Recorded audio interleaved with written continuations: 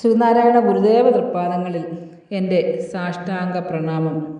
ശ്രീ മങ്ങാട് ബാലേന്ദ്രൻ സാറിൻ്റെ ഗുരുദേവ കഥാസാഗരം ഭാഗം 120 ഭയപ്പെടുത്തിയ രോഗവും മരണവും. ഭാഗം 120 ഭയപ്പെടുത്തിയ രോഗവും മരണവും ഇവിടെ ആരംഭിക്കുന്നു. കോഴിക്കോട്ട് ഒരു ശിവക്ഷേത്രം സ്ഥാപിക്കുവാൻ അവിടുത്തെ ഭക്തന്മാർ വളരെയധികം ആഗ്രഹിക്കുകയുണ്ടായി. അത് സംബന്ധിച്ച് തീരുമാനമെടുക്കുന്നതിനായി കരിങ്കൽ മഠത്തിൽ രാരിച്ചൻ മൂപ്പൻ എന്നൊരു ഗുരുഭക്തനെ ചുമതലപ്പെടുത്തി അവർ ശിവഗിരിയിലേക്ക് അയച്ചു. ശിവഗിരിയിൽ എത്തിച്ചേർന്ന രാരിച്ചൻ മൂപ്പൻ ഗുരുദേവനെ കണ്ട് കാര്യങ്ങളെല്ലാം അറിയിക്കുകയും കോഴിക്കോട്ടേക്ക് ക്ഷണിക്കുകയും ചെയ്തു. അതനുസരിച്ച് ഗുരുദേവൻ ശിഷ്യന്മാരോടൊപ്പം കോഴിക്കോട്ടേക്ക് പുറപ്പെട്ടു. എന്നാൽ യാത്രയ്ക്കിറങ്ങുമ്പോഴുള്ള ഒരു സന്തോഷഭാവം അന്ന് ഗുരുദേവൻ്റെ മുഖത്തുണ്ടായിരുന്നില്ല. ഈ യാത്രയ്ക്ക് അശേഷം ഉത്സാഹം തോന്നുന്നില്ലെന്നും ചില അശുഭങ്ങൾ വന്നു ചേരുമെന്നും ഗുരുദേവൻ കൂടെയുണ്ടായിരുന്നവരോട് യാത്ര ആരംഭത്തിൽ തന്നെ പറയുകയും ചെയ്തിരുന്നു. ആ യാത്രക്കിടയിൽ ആലപ്പുഴ നിന്ന് ഭക്ഷണം കഴിച്ച ശേഷം ഗുരുദേവൻ ആലുവായിലെത്തി. അന്ന് അവിടെ താമസിക്കുകയായിരുന്നു. അപ്പോൾ ഗുരുവിന് വയറിന് നല്ല സുഖമില്ലാതായി. അതുകൊണ്ട് അന്ന് മറ്റ് ആഹാരമൊന്നും കഴിക്കുകയുണ്ടായതുമില്ല. അർദ്ധരാത്രിയായതോടെ ഗുരുവിന് അതിസാരത്തിൻ്റെ ലക്ഷണം കാണുകയുണ്ടായി.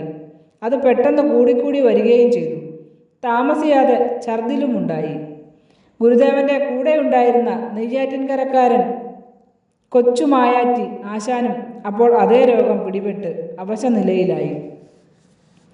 അതുകൊണ്ട് എല്ലാവരും പരിഭ്രമിച്ചു.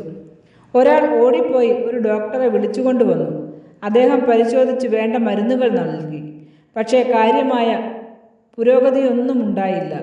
മാത്രവുമല്ല, ഗുരുവിൻ്റെയും മായാറ്റി ആശാൻ്റെയും നില കൂടുതൽ വഷളായി വരികയും ചെയ്തു.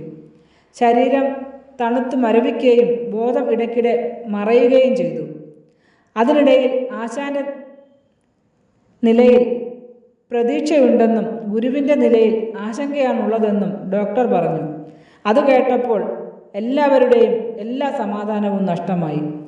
അടുത്തൊരു ദിവസം ആ പിരിമുറുക്കത്തെ കൂടുതൽ വഷളാക്കിക്കൊണ്ട് കൊച്ചുമായാറ്റി ആശാൻ മരണത്തിന് കീഴടങ്ങി. ആ വിവരമറിഞ്ഞ് ഡോക്ടർ പൽപ്പുവിൻ്റെ അഭ്യർത്ഥന പ്രകാരം കൊച്ചിയിലെ അന്നത്തെ ചീഫ് മെഡിക്കൽ ഓഫീസർ ഡോക്ടർ കുംഭസ് വേഗം ആലുവായിലെത്തി ഗുരുദേവനെ ചികിത്സിച്ചു. എക്കിൾ കൂടിയും കുറഞ്ഞും മാറാതെ നിന്നത് എല്ലാവരെയും വീണ്ടും വീണ്ടും ഭയപ്പെടുത്തിക്കൊണ്ടിരുന്നു. ആ വിവരമറിഞ്ഞ ഉടൻ തലശ്ശേരിയിൽ നിന്നും വേൽ മരുന്നു കമ്പനി ഉടമ VK കുഞ്ഞിക്കണ്ണൻ, ചെറുവാരി കൃഷ്ണൻ, അയ്യാക്കുട്ടി ജഡ്ജി, രാരിച്ചൻ മൂപ്പർ എന്നിവരൊക്കെ ആലുവായിലെത്തി ഗുരുവിനെ പരിചരിച്ചു. പാലക്കാട്ട് നിന്ന് വന്നിരുന്ന ഡോക്ടർ കൃഷ്ണൻ കൂടുതൽ ചികിത്സയ്ക്കായി ഗുരുദേവനെ ശിഷ്യന്മാരുടെ സമ്മതത്തോടുകൂടി പാലക്കാട്ടേക്ക് കൊണ്ടുപോയി. ഷൊർണൂർ സ്റ്റേഷനിലും ഒലവക്കോട് സ്റ്റേഷനിലും തീവണ്ടി മാറിക്കയറേണ്ടതുണ്ടായിരുന്നു. അതറിയാമായിരുന്ന ഭക്തജനങ്ങൾ അവിടങ്ങളിൽ പ്രത്യേകം മഞ്ചലുകളുമായി വന്ന് പ്രാർത്ഥനാപൂർവം കാത്തു നിൽക്കുകയായിരുന്നു. ശിവഗിരി വാഴുന്ന ശ്രീ ഗുരുദേവനെ അകതാരിയിലെപ്പോഴും കാണുമാറാകണം. ചിങ്ങച്ചതയത്തിൽ പൂജാതനാകിയ ചിന്മയനാം ഗുരു കാണുമാറാകണം. ശ്രീ മങ്ങാട് ബാലേന്ദ്രൻ സാറിൻ്റെ ഗുരുദേവ കഥാസാഗരം ഭാഗം 120 ഭയപ്പെടുത്തിയ രോഗവും മരണവും ഇവിടെ അവസാനിച്ചിരിക്കുന്നു.